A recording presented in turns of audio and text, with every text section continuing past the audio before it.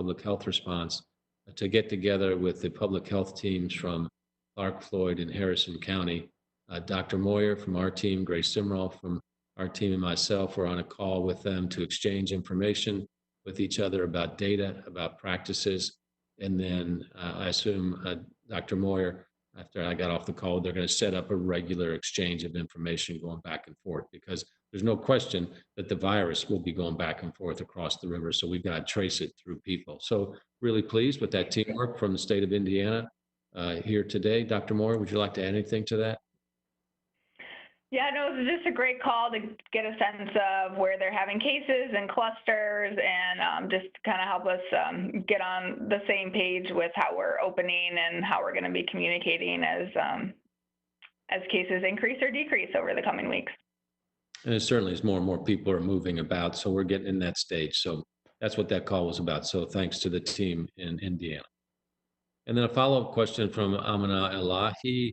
Can you provide an update on how many contact tracers have been hired and how many more you expect to hire and when?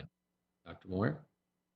Yeah, so we put out the RFP for that this week and already have a lot of people interested in it, and closes, I think, early next week. And so we'll be just looking at all the applicants that are interested in applying for that. Hoping we ask them to be able to handle a certain set caseload of what we predict will come up in the coming months, and just be able to expand and contract based on the number of cases we have coming in. So stay tuned, and we'll have more to announce next week. From our public health standpoint, we've gone from the 5 permanent that we've had, I think, to 9, and then with volunteers or so, you're up at about 50 right now. Yeah, that's right. So, and between volunteers and other staff from other sections of the health department helping out, so have expanded greatly just to meet the need of the case investigations right now, and are looking forward to getting more people on board so we can do more elaborate contact investigations. And of course, Amina, that's going to work hand in glove with our testing strategy as well. So. And happy Mother's Day to you, Amina. I remember seeing a picture of your little one not too long ago, so congratulations. Okay, with that, that is all of the questions we have. So I'd like to close once again by saying happy Mother's Day to my mom, and appreciate her so much if she's watching. And I'll look forward to seeing you somewhere here soon. And happy Mother's Day to my wife, Alex, who I will see very soon as well. And I can hug my wife. Not my mom right now. It's hard to hug from a social distance, but kisses to you, Mom.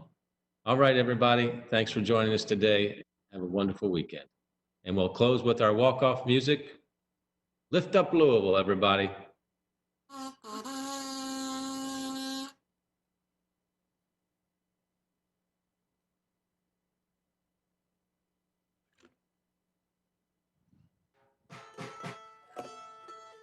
Got to be in tune to play along. Video. Thank you for telling me.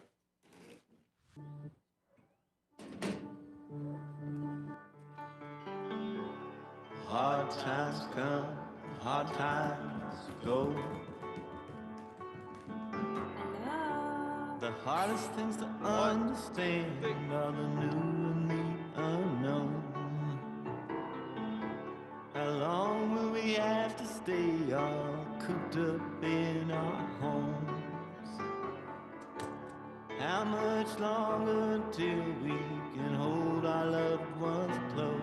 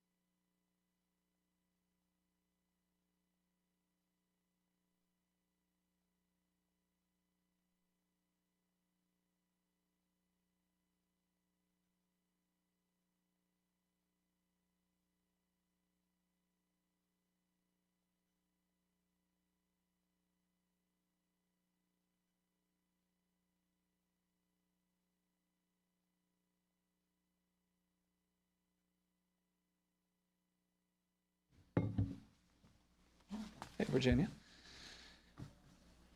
All right. It is 5 o'clock on a Friday. We have made it through another week, getting to the weekend, which means we're 1 week closer to defeating COVID-19. We don't know exactly how long that it's going to take, but we know that we are just a little bit closer to the light at the end of that tunnel. So let's remind ourselves, because it's a grind, day in and day out. We continue to feel the anxiety. We continue sometimes to be scared. But remember, there is hope. There's a definite end. And we're going to get through this. We're going to get through this together. So say it with me. We're going to get through this. We're going to get through this together. One last time. We're going to get through this. We're going to get through this together. We're going to get through this together because we've gotten to this point. We know that we've got what it takes.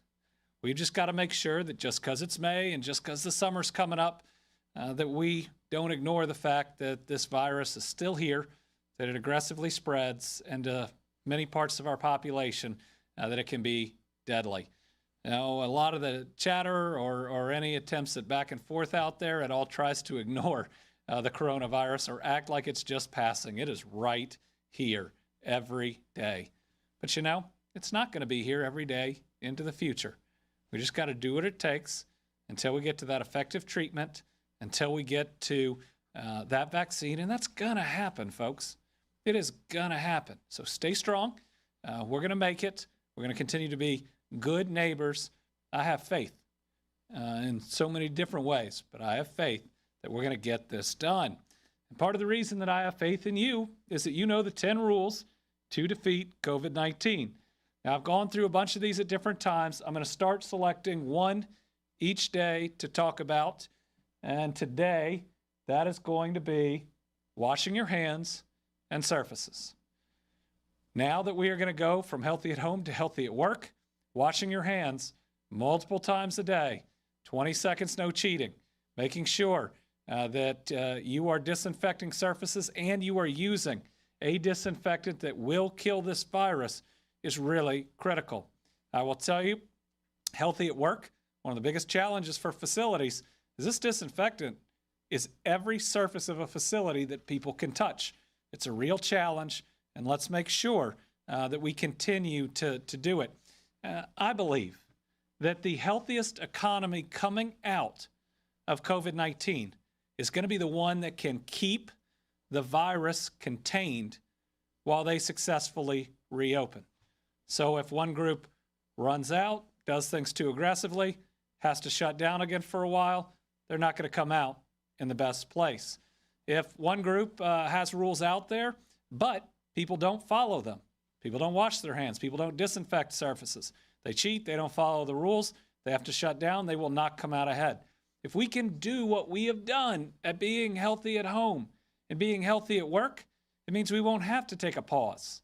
We won't have to shut down again at any time. And if that happens, I'm telling you, regardless of where we are right now, we'll come out with one of the strongest state economies. And that is what our plan is designed to do. I told you I was only going to talk about one, but I'm going to talk about the other, which is apply for benefits. So some good news here. I told you there were 23,000 remaining claims from March. 11,191 were resolved yesterday. So we are significantly down on that number. And again, remember, some of these are duplicates. Some of them are claims that the employer says people don't qualify and are going to have to go to an adjudicator. But that has significantly whittled down those March claims. And to give you an idea of what this group's had to do in the historic numbers, we've now paid 690,000 claims. Those are all to different individuals for over $1.2 billion. So a lot of work, a lot of people working hard. Everybody out there that we haven't helped yet, our fault. It's not acceptable. I know you're in a tough position. We're going to work just as hard as we can to make sure that you are helped. Aside from these 10 rules, we have an 11th. Fill out your census. I'm going to have to figure out something new to motivate everybody. We'll look for that. But we have again fallen out of 13th place. We have let another state overtake us. This is really important as we look to rebuild, as we look for maybe future CARES Act money, as we look for what's going to help prop us up. How well we fill out this census is going to depend on how hard or how much advantage we may have in doing that. One small act you can do right now. So in addition to the 10 rules and filling out that census, we have asked people to fill up social media with really positive messages, positive statements, pictures, videos about truly living out our duties as members of the Commonwealth, duties as patriotic Americans in making the sacrifice and doing what it takes to defeat COVID-19. These are some of the hashtags we've used, and there's a new one, healthy at work. Folks, if we're going to do this, and we are going to continue to save lives, and we are going to keep our workplaces open, we got to do it really well. And this has been one thing that's helped us to be healthy at home. So we want to start seeing places of employment. You're getting ready. You're starting on Monday. You're moving around the office to distance people out. You're doing the cleaning. You're getting the masks. You're getting the hand sanitizer. Come on, fill up healthy at work. And I tell you what, if the public sees it, they will have confidence in your facility that you are doing what needs to be done to keep people safe.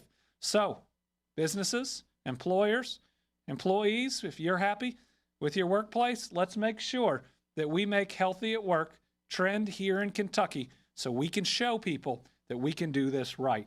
So let's see what we have on for today. Oh, so this is Willow's Citation, which is one of our long-term care facilities.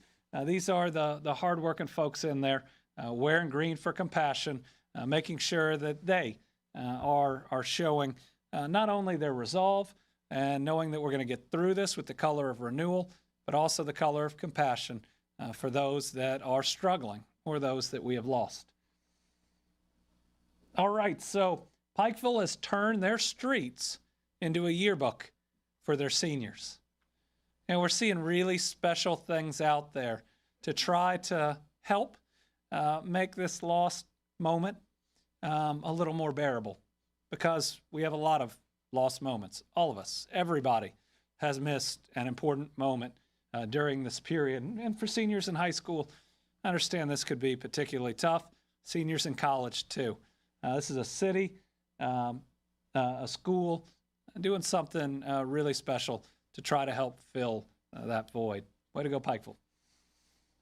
All right, so this is Lewis County, and we're seeing these all over the Commonwealth, some working with private vendors, some working for us, but developing drive-through sites to help us lift up our capacity and make sure we can hit the benchmarks we need. 145 tested during Lewis County's first day. Pretty special folks. Notice all the PPE that they have to protect themselves. All right. Clear Creek Elementary, just making sure that their kiddos know that they are missed and that there is a new school year ahead, that we are going to do our very best. And a lot of what we're doing right now is working to make sure we can have as normal of a school year this next year as possible. All right. I love that teamwork makes the dream work. This is somebody who's making masks in Murray to protect folks. I mean, when you think about some folks that I get don't want to wear one of these, look at what Corey Johnson is doing, knowing that the decision to wear one of these may be the difference if you're asymptomatic between someone else living and someone else dying. And given that nobody's going to take a test every day and know every day whether they have it or they don't, it's just one small thing I can do to live out my faith, that golden rule, how I can be a good neighbor, how I can be ethical in this time of the coronavirus. I want to thank Corey for making it a little bit easier for folks out there to make sure that people are safe in Murray. And by the way, whatever city, town, and county you live in, you're likely to be safer if people are wearing these. And your business is more likely not to have an outbreak and not to have to shut down. It all works together. All right. This is Corbin Health and Rehabilitation Center. Again, we're seeing this everywhere, every part of Kentucky. Don't let any chatter fool you. We are still more united than we've ever been. Not Democrats or Republicans, not liberals, moderates, or conservatives, just Americans versus the coronavirus. And here, most definitely Kentuckians versus the coronavirus. Just look around at night, see all those green lights, and no, none of us are alone. We're all in this together. Now we've got a short video put together to thank folks that we haven't thanked enough. Oftentimes we're talking about our healthcare workers, but we are not talking about those that have kept our food supply going, including our grocery store workers. Here's to the dedicated, the tireless, the strong, the ones who have kept us marching on. Thanks to the cooks, the cleaners, the baggers and stockers, the pharmacists and techs, the cashiers and clerks, the managers and drivers, for innovating and problem solving, for rising to the challenge. To every person working hard day in and day out, we are able to continue safely serving our communities because of you. Thank you. All right, and we'll turn that down a little bit. Right before we get to the numbers, we have a special guest with us here today who we haven't been able to see for a while, except once or twice via Skype. So your Lieutenant Governor, Jacqueline Coleman.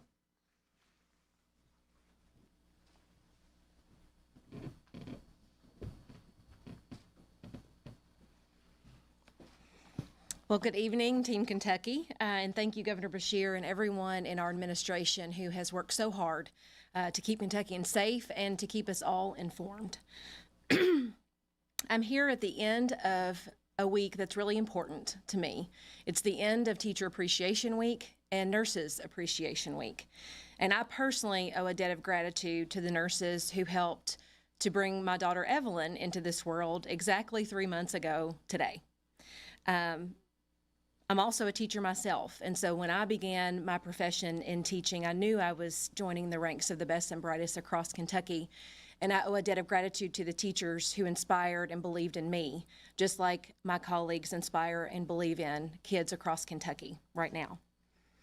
The sacrifices of these two professions and their commitment to our communities has never been more evident than during this COVID-19 crisis. It's opened our eyes to the sacrifice that they make every day. And for too long, they have gone underappreciated and they've been undervalued. It is no coincidence that the vast majority of people who make up the nursing and education fields are women. And so with Mother's Day right around the corner, I want to pause and give thanks to all of the strong women across Kentucky. I'm an adoptive mom, I'm a stepmom, and I'm a biological mom. So I know that sometimes you're born into a family, and sometimes you make one for yourself. I also know that the next generation of Kentuckians is watching us, especially the young women, and that we must be an example for them. So as I return to the Capitol physically, I want to begin it with a really important message of gratitude to women who are serving on the front lines across Kentucky every single day. So thank you to our healthcare professionals. Thank you to our educators, and happy Mother's Day. And Virginia, I think a good way for us to practice sign language today would be learning how to say Happy Mother's Day. Okay, so Happy Mother's Day. Okay, one more time. Happy Mother's Day. Thank you. Thank you.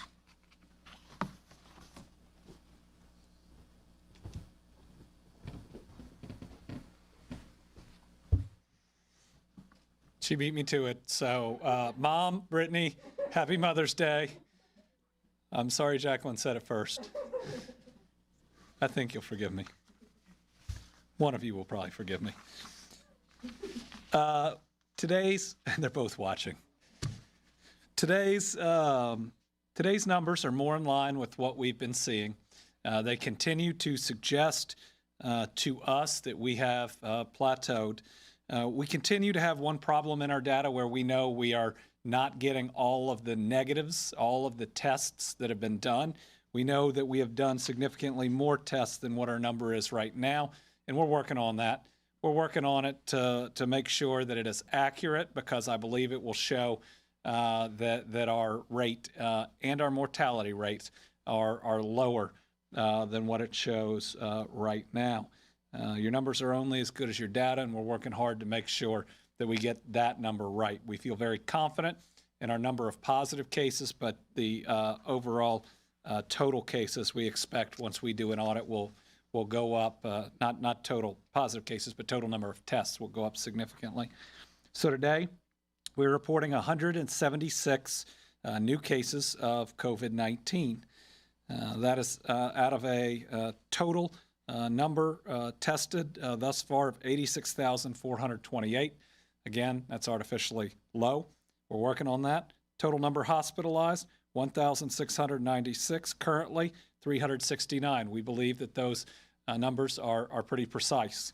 Ever in the ICU, 723. Currently, 210. That number has kept creeping up over the last couple of weeks. We're going to have to watch it very carefully. But let's remember, it means there's 210 people in the ICU that we ought to be thinking about. It's called an intensive care unit for a reason. So let's make sure we keep those people in our thoughts and in our prayers. Total number of recovered, this is a good number, 2,266. That's about 36% of the overall positive cases. We are reporting a total number of cases to date in the Commonwealth of 6,288. That includes 19 probable and the rest lab confirmed. New cases by county, Jefferson 35, Warren 27, Fayette 14, Kenton 13, Logan 11, Boone 10, Shelby 9, Davis 6, Muhlenberg 6, Bullitt and Hardin 5 apiece, Butler, Campbell, and Edmondson 4, Breckenridge, Floyd, Grant, and Lewis 2, and 1 in Callaway, Carlisle, Christian, Clay, Graves, Jessamine, Laurel, Leslie, Lyon, Meade, Mercer, Nelson, Oldham, Rowan, and Russell. You know, the other day, yesterday, for the first time in a while, I just read you a few of the new case demographics, and we hadn't done that for a while. But again, I was worried that people maybe, because when we look at the long-term care numbers, they're pretty shocking. But maybe they've forgotten that this could impact everybody. And we're seeing that in our cases every day. A 21-year-old female in Boone County are in the positive cases today. A 32-year-old male in Jefferson. A 26-year-old female in Jefferson. 31-year-old male in Fayette, a 28-year-old female in Jefferson, 26-year-old female in Shelby, a 20-year-old in Kenton County, a 15-year-old in Warren County, a 20-year-old in Logan County, a 1-year-old in Kenton County. It's a hard one to hear. A 20-year-old in Warren County, 20-year-old in Bullock County, 13-year-old in Hardin County, an 18-year-old in Boone County, an 8-year-old in Leslie County, a 16-year-old in Jefferson County, a 15-year-old in Jefferson County. So remember, just because we believe we can do healthy at work doesn't mean that this virus isn't out there, that it's not aggressive, and that anybody can get it. And it can be tough to get through for anybody. So let's make sure that we're taking care of each other. Let's make sure we know where our kids are. Let's make sure we're doing everything we can to protect one another. Today, we are reporting 4 new deaths. Now, this number is a lot lower than yesterday, which is good, but these are 4 individuals we've lost, and these are 4 families that need our support. So let's make sure, even though it's 4 this time, that we continue to light our houses up green, ring our bells at 10 a.m., These are families that are counting on us, and I know that we are going to make sure that we honor them the same way we've honored everybody else.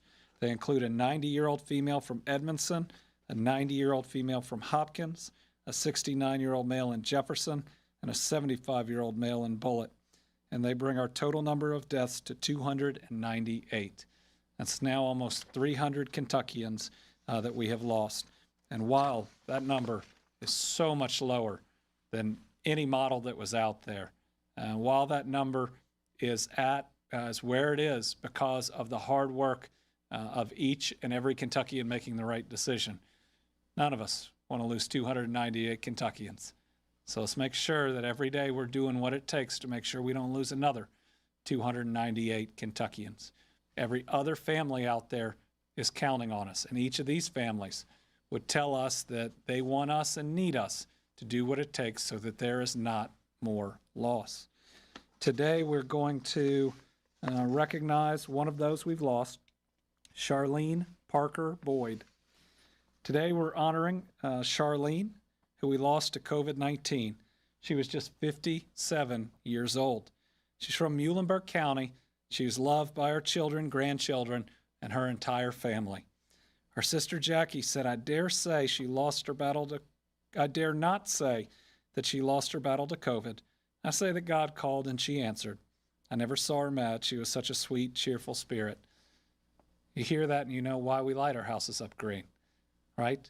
The color of renewal, knowing that her spirit is simply leaving the vessel that is her body and going to a better place. Jackie called the hospital when Charlene got sick to make sure her sister knew her family loved her and was checking on her. That was special. To Jackie and all of Charlene's family, I'm so sorry for this loss and the fact that you won't be able to mourn the same way that we have in the past. This is why we keep fighting. We care about you. I know your whole community cares about you, and we're with you. Even in this difficult, anxious, and lonely time, we are with you.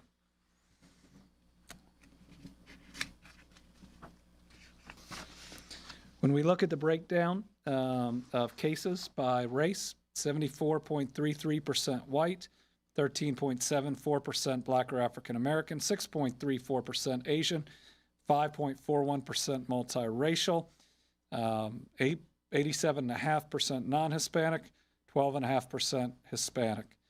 On deaths, 78.41% white, 18.18% black or African American, 2.27% Asian, 1.14% multiracial, and then on ethnicity, 98% non-Hispanic and 2% Hispanic. Let's look at long-term care facilities. Secretary Freelander is going to talk about this in a minute, but just to go over the numbers, yesterday, our numbers were actually had some duplicates in them, so this number is actually down one on residents from yesterday. That's a good sign.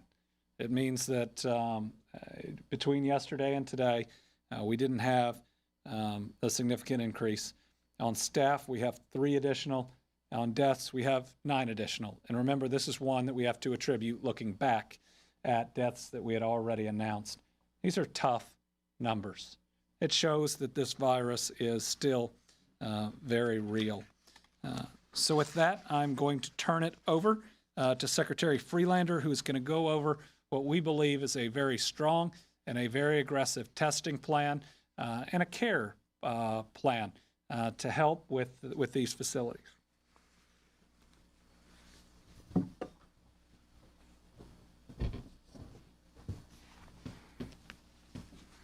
Thank you, Governor. First, I want to say one of the best things we've done is right at the beginning, very soon after March 6th, I believe it was March 10th, we stopped all visitors into our long-term care facilities. The governor said earlier, we know we've saved lives. We know we've saved lives here. So we've had an aggressive policy. You all have heard me talk a little bit about some of the things we've done in terms of our reimbursement long-term care facilities, in terms of our support for long-term care facilities through this time when we have reached out to facilities. We've given what we think is our best guidance. We've given what we think is the best support we can give. But we ended up in a place where a month ago, We were still very worried about how much testing could we do. We were still very worried about, was there enough PPE, something that we've all learned about personal protective equipment. And frankly, we had a long way to go. But there is good news here. We have been much more aggressive about supplying the nursing facilities with personal protective equipment. They have registered through the WEB EOC, the Emergency Operations Center, and now, as they need personal protective equipment, we can supply it. We have elevated their needs so that we can make sure that they can get personal protective equipment as they need it. Just this week, the federal government has stepped in to help us, and they have started delivering personal protective equipment to nursing facilities across Kentucky to make sure they have a 14-day supply. So I give that as an example of we are improving and we have worked to improve. Now, on to testing. Again, in the beginning we were saying you have to have symptoms. We were making our testing quite limited. And that even applied to our long-term care facilities.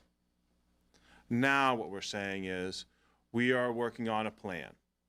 And we have a plan in place where we are going to test facilities all across the Commonwealth, all of our facilities.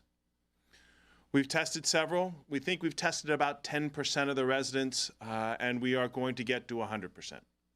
And so the hospital infection team, local health departments, hospitals, and particularly Norton Healthcare, who's been a fantastic partner with us, we have worked to come up with a plan to test facilities, and we're doing that in a way that we have stratified those that we need to test first.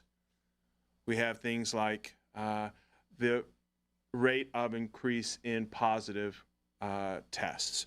We have things like their location in a county that may have high rates of COVID-19. We're looking at things like, can they cohort their residents? There are all sorts of, there are 8 reasons and things that we stratify. So we test those facilities based on that stratification. So we've tested about a third of those that we have in our highest category, and we are going to continue to roll that out across. And we do that in 3 ways. Some facilities, we just ship them the tests. Our partner at Gravity Labs is helping us supply those testing kits, and they can do all the getting of the samples themselves. Some facilities need some assistance, and so we work with our local partners, like the local health department and the local hospitals, so that those facilities will be able to get the testing, to get the specimens. And then some facilities will need all the help that we can give them. And those facilities, we've asked Norton Healthcare to go out and collect the samples from them. So we have 3 different tiers of facilities, 3 different ways that we look at collecting samples. And then those tests are of no charge to the facility, of no charge to the residents, of no charge to the staff, so that folks can feel like they can and should get tested. And we've contacted facilities, we call them. Some facilities have volunteered to step up to help us roll this out so that we can work out and learn as we try to test these facilities. But we require that they have a plan. I think we talked earlier about the importance of you need to know what you're going to get into. You need to have a plan for what happens if you get your tests back and you have some positives or a lot of positives or none. So there has to be a plan in place before we can go out and test. And we're working with the facilities on that. We're providing them guidance. We are also making sure, so this is the pre-planning piece. I talked about the stratification piece. We are going to test all the facilities. Those are the nursing facilities. There are some other facilities like the assisted living facilities. When they start to have trouble, we're going to bring them up to the top of the list. So it's more than just those 286 skilled nursing facilities that we are going to test. And like I say, all residents and staff, Norton Healthcare has been a fantastic partner. Gravity Labs has been a fantastic partner. And we hope to get this done in as quick a time as possible. We think it will take us a couple of months to get through all 286 to 300, but we know that we're going to be able to do it. If it wasn't for this partnership, we wouldn't be able to, but we're excited to be able to offer this and some assurance to the folks in long-term care. Now, I know Mother's Day is coming up, and we have worked with facilities over 100. I think I talked about our how we would fund with some virtual ways to visit through some of the funding that we have at the cabinet. We've done that. Over 100 facilities have taken advantage of that. And we'd like to ask our facilities, you can visit through the windows, right? Don't open the windows, don't pass anything back and forth, but you can visit that way. And we've learned some facilities, state facilities, have put up some large plexiglass pieces so people can visit across fences, outside, if hopefully it's a beautiful day, and we encourage that. We know that you miss meeting with your loved ones. That's a very big sacrifice that you've made, but it's important sacrifice. And as the governor says, you have saved lives. Thank you.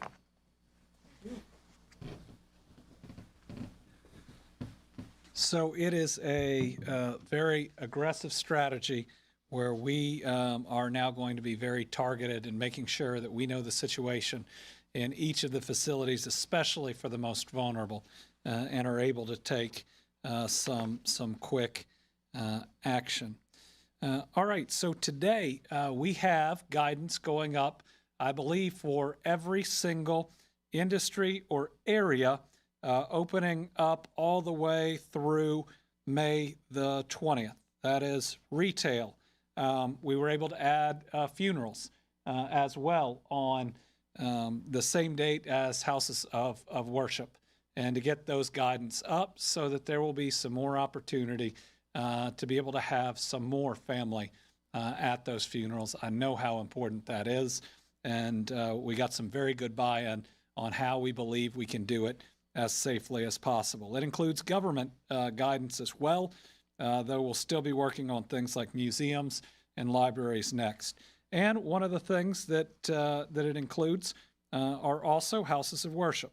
So today we're announcing that we're posting our final requirements for the following groups that can reopen Monday: manufacturing and distribution, construction, vehicle or vessel dealership, office-based businesses, horse racing without fans, pet grooming and boarding, and photography. In addition, we have retail, houses of worship, funeral services, and state government and offices and agencies up. These requirements have been a very good collaboration with our Healthy at Work team and the Kentucky County Judges Association, Kentucky League of Cities, CACO, Kentucky Chamber of Commerce, Kentucky Association of Manufacturers, Kentucky Council of Churches, Kentucky Baptist Convention, Kentucky Retail Federation, Funeral Directors Association of Kentucky, and dozens of clergy or other faith leaders that are out there. They are all going to be posted online. There are going to be a lot of thresholds to meet. That's just to make it safe. And I believe a lot of the leaders in these areas are already saying that not everybody should go back. Start back on the day that they can. Just because you can doesn't mean that you should. And I want to mention our houses of worship real quick. We have that guidance out. That's perhaps one of the best collaborations we've had to date. We've partnered with so many different groups. Two that just wanted to point out was the Kentucky Council on Churches and the Kentucky Baptist Convention, which reviewed the guidance that we have, provided comments, and we all collectively feel very good, both faith leaders that are representing different houses of worship and our public health officials, and being able to really collaboratively come to an agreement on what the requirements should be. And I want to really credit these groups. They wanted there to be requirements. They don't want an atmosphere that is not safe. They want to ensure that it's safe. So we appreciate everybody out there. And remember, listen to your faith leader. If they tell you that it's not, they're not ready and that they don't think that it's safe, then you should wait. Being able to clean the right way an entire facility can be very difficult. Making sure we've got the education out there about how we can't do some things the same way, also pretty difficult. Marking out where people can and can't sit to have 6 feet in every direction, again, pretty difficult. So please, let's not pressure. If our organizations, if our houses of worship won't be ready or have made a choice to do virtual or drive-in services for a while longer, let's support them in doing what they believe is safest, and that should go with everything else. So we announced restaurants the other day. If one restaurant doesn't think that they're ready, we shouldn't be calling them and pressuring them to open. They're just trying to make it as safe as they can. Same with retail. Same with everything else. We got to give people the space and the time to make sure that they can do it and do it well. Again, I'm very pleased at how it came together, and we're continuing to work on guidance for restaurants, which will come later, but in plenty of time, hair salons and barber shops, cosmetology businesses, nail salons, tanning, massage therapy, and tattoo parlors. We hope to have guidance put together for their comments next week. Again, we've worked to be as collaborative as we can with as fast as we have to move. So testing. If we're going to be healthy at work, we have to be doing significant testing all across the Commonwealth. And you saw Lewis County up there. That's really positive. And I mean, look, more testing, and there's even more than this, but more testing this week than we have ever seen. Now, we got to get better at the reporting of that testing. Feel very good we're getting our numbers on positive cases, but in all the tests that are going to be done here, and we're going to be adding to this, I feel like we can get to the levels that we need to. In fact, we have the capacity to exceed those levels. A report from our Kroger sites from this week, as of 4 o'clock throughout the week, they've done over 6,028 tests in those 4 locations, and I know that will grow. And remember, next week on the Kroger sites, if you can put up the Kroger sign up, Louisville, Lexington, Corbin, and E-Town, and there are spots open just about every day in every area. Now, Louisville is fully booked Monday, and E-Town is fully booked Tuesday. But when you look at Louisville, which is our largest city, and we need to have more testing, about 200 spots open next Tuesday, about 300 spots open next Wednesday, and about 350 spots open next Thursday, and a full 400 next Friday. Those are spots we need to fill. Go online, which is right there, and make sure you sign up. Lexington, about 25 on Monday, about 200 on Tuesday, 300 on Wednesday, almost 400 on Thursday, and the full 400 plus on Friday. Corbin, we need a lot more signups. This is an area where we haven't had a lot of testing, and we need to make sure that we know the spread of this in the area. In Corbin, we need 300 more on Tuesday. We need 350 more on Wednesday. And we need 400 on Thursday, and that's the last day in Corbin. Make sure we get these signups. E-Town's done really well Tuesday, got about 50 more Wednesday, and about 300 more on Thursday. I believe that those are going to be signed up. It's not just having the capacity to test, it's making sure people get tested, knowing week to week, month to month, for a certain percentage of the population where this virus is, and being able to contact trace helps us be healthy at work. If people won't go in and get the tests, then we can't track where we are, and it makes it less likely that we can successfully get through healthy at work. You put up the Battelle slide. Want to remind especially our healthcare providers that we have this Battelle machinery which helps us clean N95 masks. We have significant additional capacity. We want people to sign up for our program there. It allows that cleaning for a mask to be used up to 20 times. So that provides significant additional use of PPE. Right now, Northern Kentucky's doing a very good job of taking advantage of this program. This can be dentists, it can be solo practitioners, it can be large systems, but we need to take advantage of the tools that we have. And finally, just a good update on one of our meat processing plants. Purdue has now gotten through the testing of all 1,000 plus individuals. at, I think it's the Ohio County facility. They're working directly with public health. They are taking steps inside the plant. We believe those conversations are at a positive place now. We'll await to see the results, but we're getting a lot better cooperation there. We want that to continue. We need to keep our food supply secure, but we can't ever ask someone to go into what we know or what we think is a dangerous situation. These are good steps that ought to give people confidence.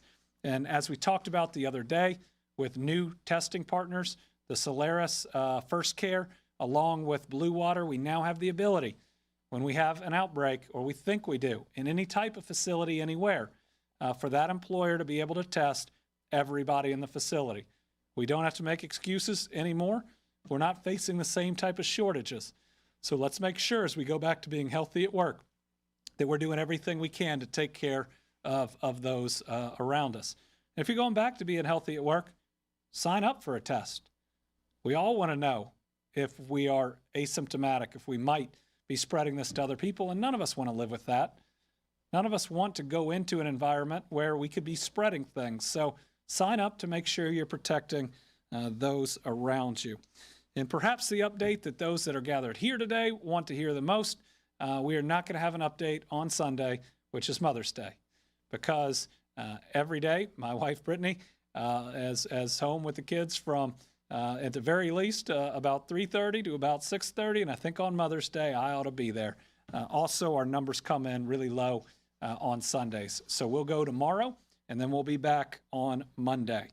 So let's move into questions. Today we have 4 journalists. We got Karen Czar, Phil Pendleton, Mike Valente, and Morgan Watkins, and then some questions that have been sent in. Let's start in reverse order today with Morgan. For nursing homes, since such a high number of staff members have tested positive for the coronavirus, how is the state going to help them, in terms of staffing? Is there any help you guys can provide in terms of staffing, et cetera? The question is, with nursing homes and having such a high rate of staff, what type of help is the state providing? First, that's one of the reasons they need the plan. And second, we have helped in a number of different ways from, remember, the volunteers, that Dr. Stack's volunteer army of nursing students and med students that have helped in many places. We actually have the National Guard assisting at a facility in northern Kentucky right now. And we have hospital partners from across the state, like Norton and others, that have stepped up and have been willing to come in and help provide that additional assistance. Did I miss anything? All right. Eric Freelander is going to correct everything I just said.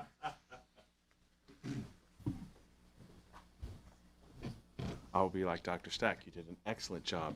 But there are a couple of other things that we've been working on.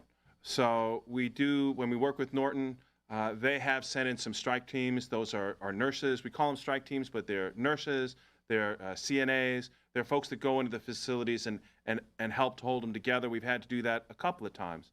We've also been working, our long-term care task force has been working with the facilities, has been working with some of our education partners, as well as some of our colleges and universities to try to set up a way that those folks who are graduating and don't, particularly in healthcare, will be able to match to some facilities to make sure that those folks and the facilities' needs are matched together. That's something that we are working on right now and hope to have that up and running by next week. I got most of it right. Kristen Shanahan from WDRB, many restaurants operate on slim margins. Are we concerned that some will not be able to survive at 33% capacity?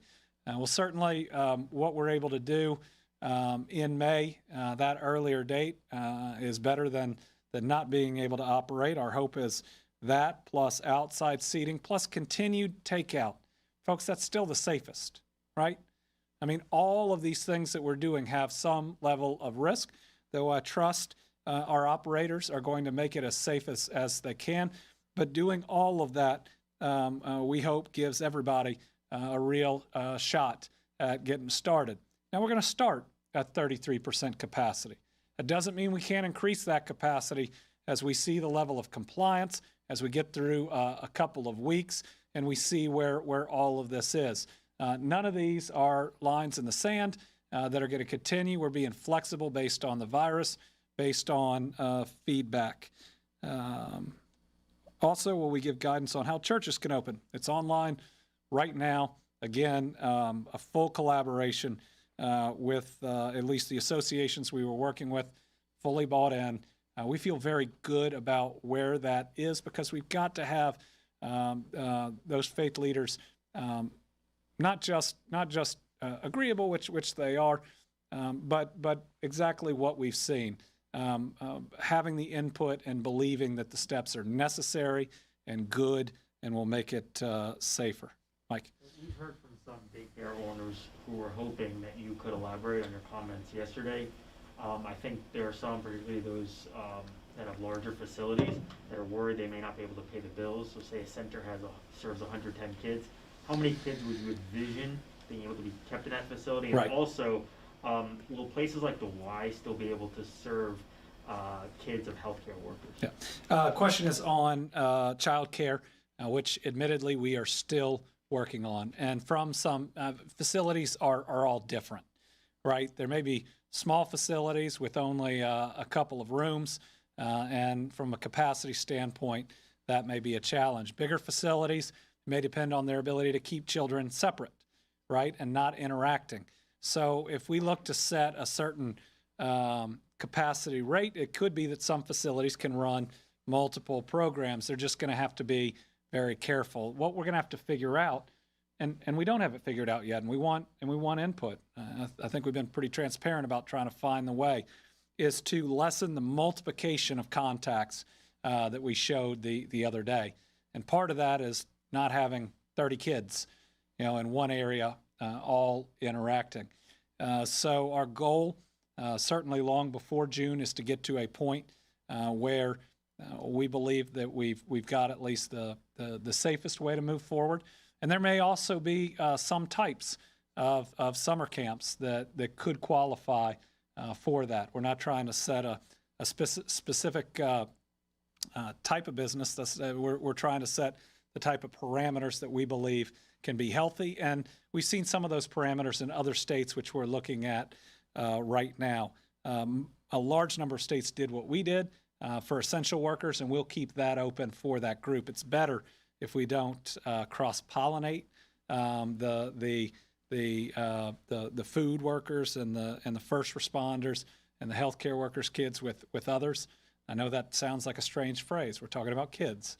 I like my kids, but again, this virus doesn't care, and it's just based on a number of contacts that can ultimately lead to the spread. We announced the reopening of campgrounds on June 11th. Will we be with you urging Kentuckians to travel in-state this summer? Kind of. I don't want you to travel at all if you do travel in-state.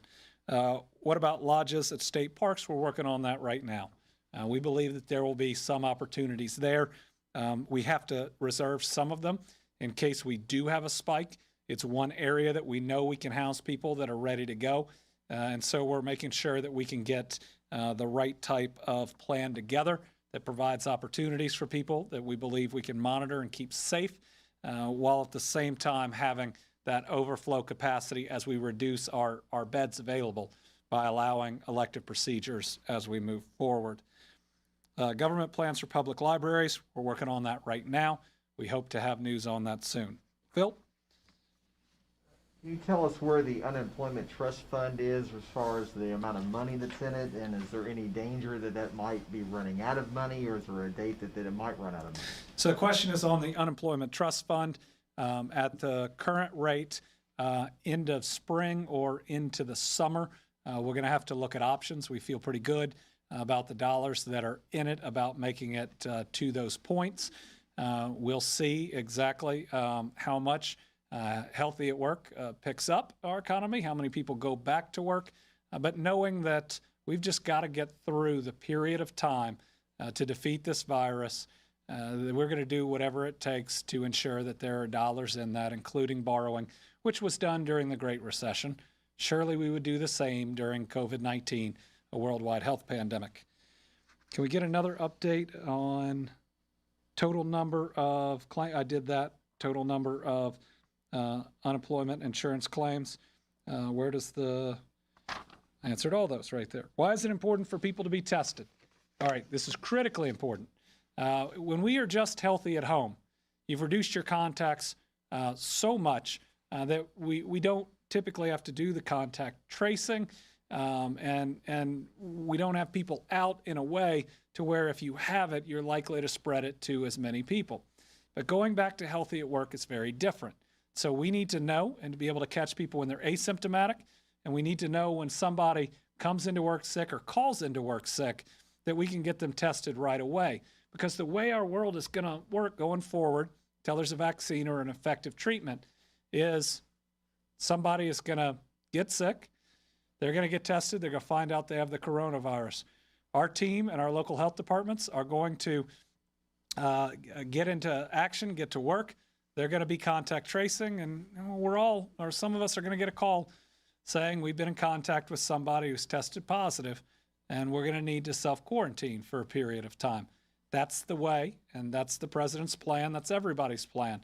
That's the way we get back to being healthy at work. So the only way that we keep the spread down, knowing that this virus is still spreading through contacts, is to make sure we have significant testing, and then the other piece. Now, we believe that right now we're moving up in capacity. We could do almost 50,000 tests per week among 3 manufacturers, and that is significantly more than we've ever had. It gives us a chance to have 200,000 tests a month, which is a really big number that I hope one day we can achieve. The White House wants us to have about 88,000, so think about what the opportunities are there. I'm really encouraged. It's hard to be encouraged during all this. I'm really encouraged by how our testing is ramping up. Deployment of those tests and making sure people get tested is our new challenge, but that's a great challenge to have compared to the challenges of the past and not being able to get them and not being able to get PPE. Karen. Governor, I know you said that you're obviously monitoring other states who have moved a little bit quicker than us to see what their trends are. Is there anything you're finding that's causing you pause moving forward on dates or possibly moving earlier by what's happening elsewhere? Question is on monitoring other states. It's still really early. No one's really been 2 weeks into a whole lot. You know, you see different numbers. Tennessee had 4 days. Texas had 3 days. Georgia had at least a day that are all worrisome, but I don't want to read too much into that.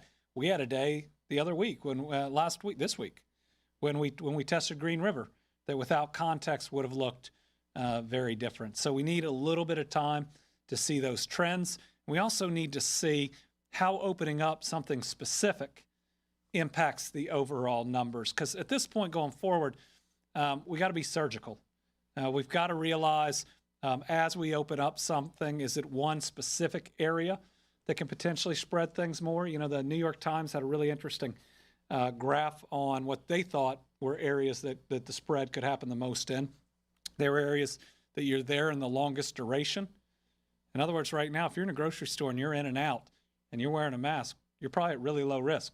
Even if somebody else there might have it, you're not there long and you're not in contact with that many people. But as we look at other things where you are there longer and there is more contact, that could potentially be more problematic. So there is at least a chance that we can be surgical.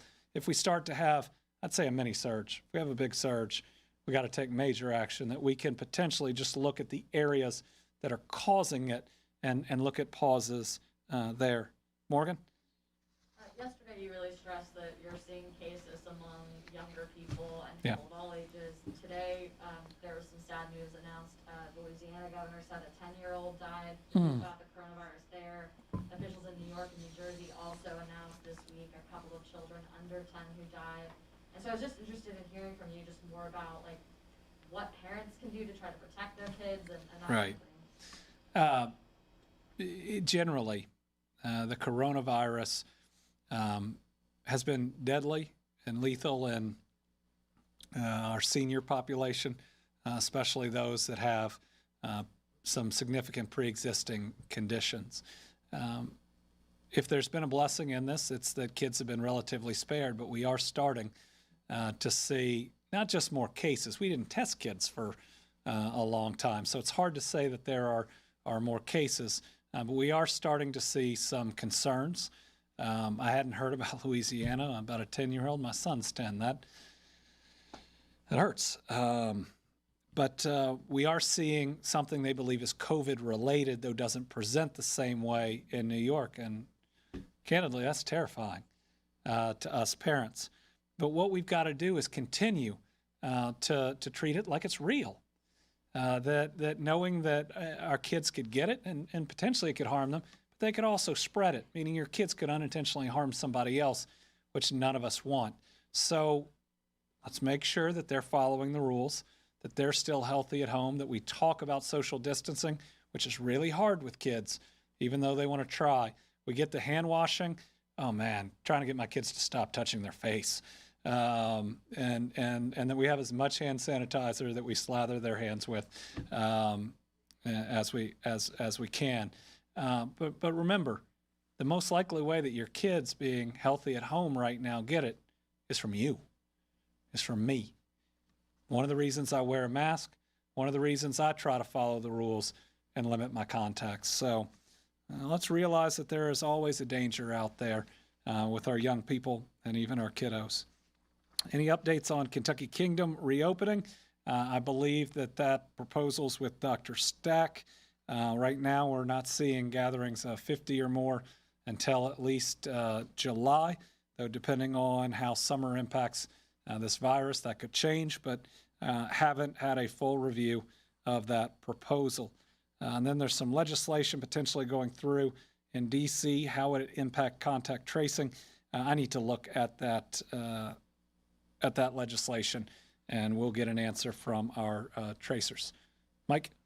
I know that testing has been expanded at Green River, but inmates are still describing some disturbing conditions there. According to one inmate's wife, the food workers have gone on strike, so they've been only eating peanut butter and jelly sandwiches.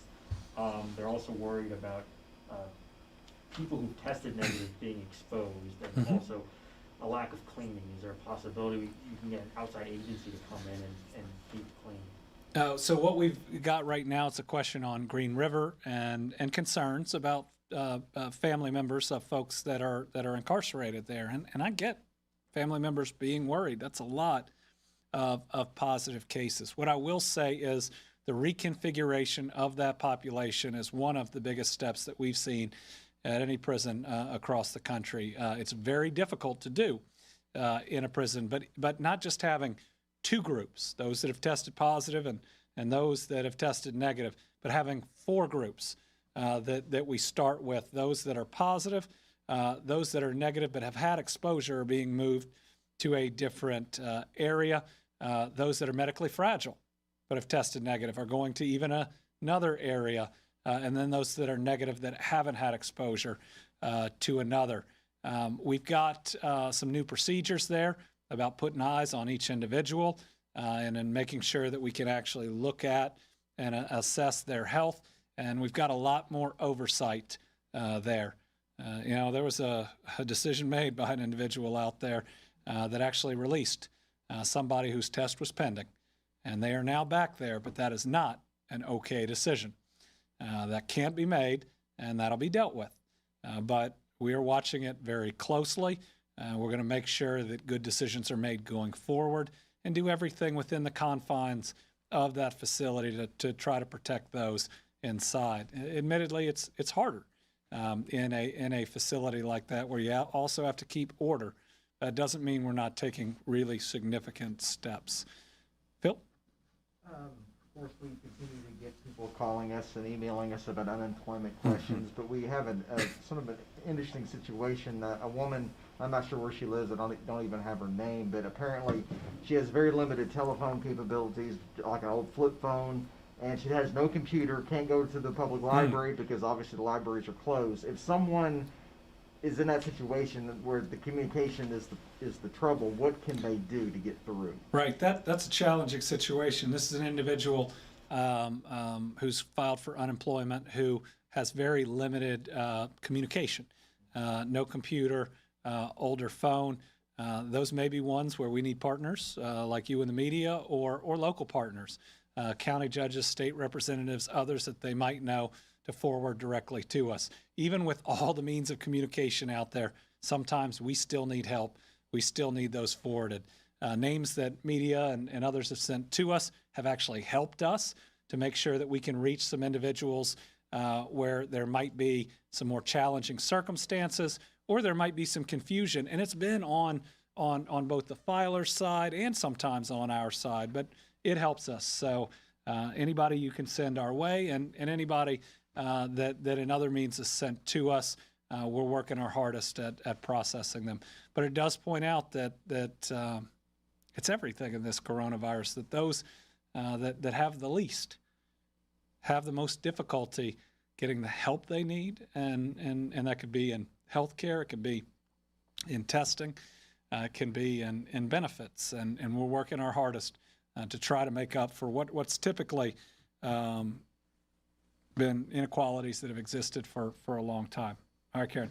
Governor, as more people go out, is there an age that you feel is too young that you would recommend wearing a mask?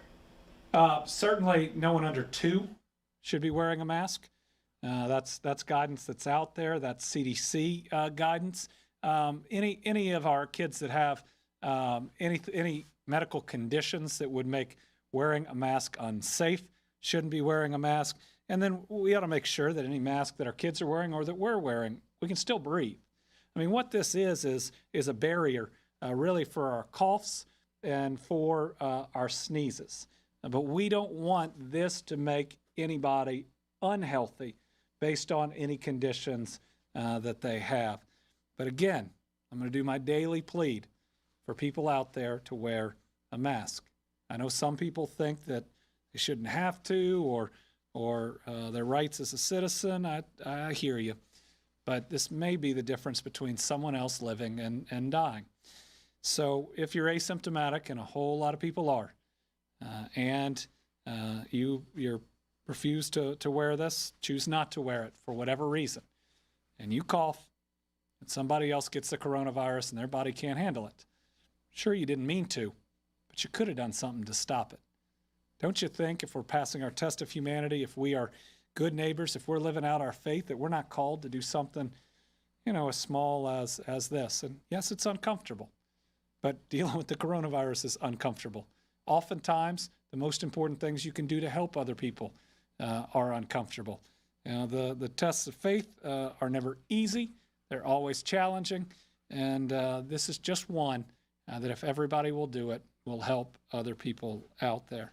I'll very quickly do one more if anybody has one. As some businesses are able to start reopening next week, do they have to get individual approval from the state? And is there any, if they don't, then is there any way, how is the state going to make sure that as businesses reopen, they're actually following the rules? So individual businesses do not have to get approval from the state. They do have to follow the specific guidance that is put up on the website and the general guidance. And those are the rules that are ultimately enforced. Local health departments will be using them. Labor Cabinet will be using them, and others. Anybody else? All right. Folks, keep it up. All right, it's Friday. The weekend's coming. Enjoy it. Enjoy being with your family. Enjoy getting outside. But remember, just because it's turned May and the weather's been beautiful doesn't mean this virus is gone. We read you some of the ages that are out there. We need you stronger now, willing to follow this guidance more than ever. Because remember, when we're going back to work, we're doing it in the middle of a national and an international health pandemic. We've never dealt with something like this before. We certainly never reopened the economy while it's still out there. So we need you committed, and we need you strong. And so tonight, I think we have an ending. So we want you to enjoy it. And, this is the University of Kentucky Choir. I think everybody will really enjoy this one. Again, it's being creative, being able to share your talents even in this time. We'll see you tomorrow at 5, and then we're going to take Mother's Day off on Sunday. Happy early Mother's Day. Happy Nurses Day was earlier, and week. Happy Teachers Appreciation Week. Thank you to all Kentuckians.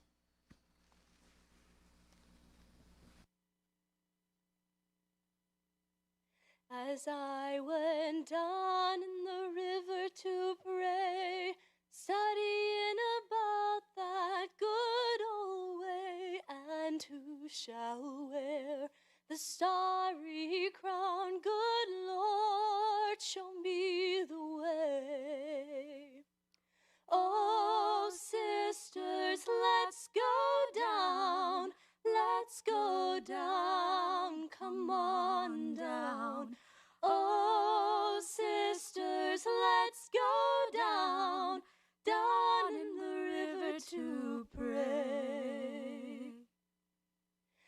As I went down in the river to pray, studying about that good old way, and who shall wear the starry crown? Good Lord, show me the way. Oh, brothers, let's go down, let's go down, come on down. Oh, brothers, let's go down, down in the river to pray. As I went down in the river to pray, studying about that good old way, and who shall wear the starry crown? Good Lord, show me the way. Oh, mothers, let's go down, let's go down, come on down. Oh, mothers, let's go down, down in the river to pray. As I went down in the river to pray, studying about that good old way, and who shall wear the starry crown? Good Lord, show me the way. Oh, fathers, let's go down, let's go down, come on down. Oh, fathers, let's go down, down in the river to pray. As I went down in the river to pray, studying about that good old way, and who shall wear the starry crown? Good Lord, show me the way. Oh, sinners, let's go down, let's go down, come on down. Oh, sinners, let's go down, down in the river to pray. As I went down in the river to pray, studying about